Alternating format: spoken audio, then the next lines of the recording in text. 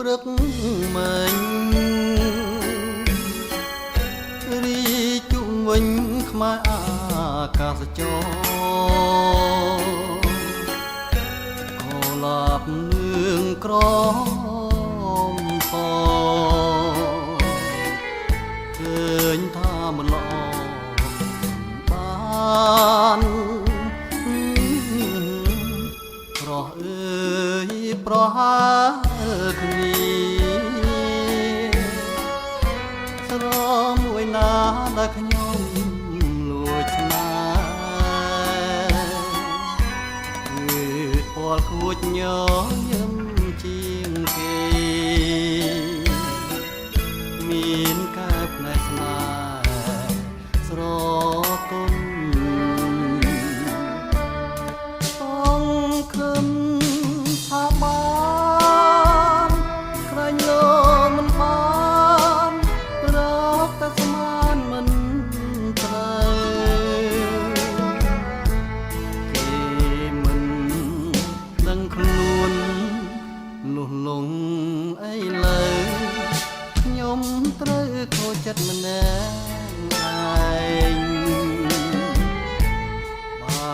ភ្នែកខ្វាំងមិនឃើញស្រីនោះគ្មានអ្វី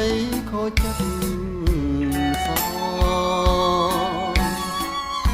នេះភ្នែកភ្លឺឃើញខូចចិត្តអស្រណោះរូបខ្ញុំខ្លាទេ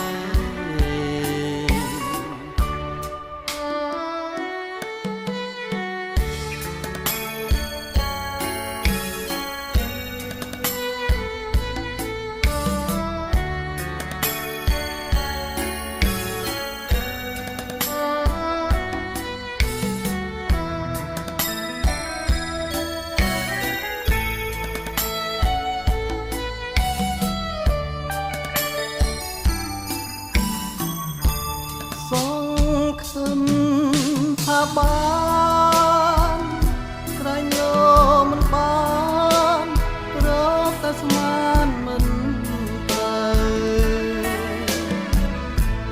គេមិនដឹងខ្លួនលុះលងអីឡើយ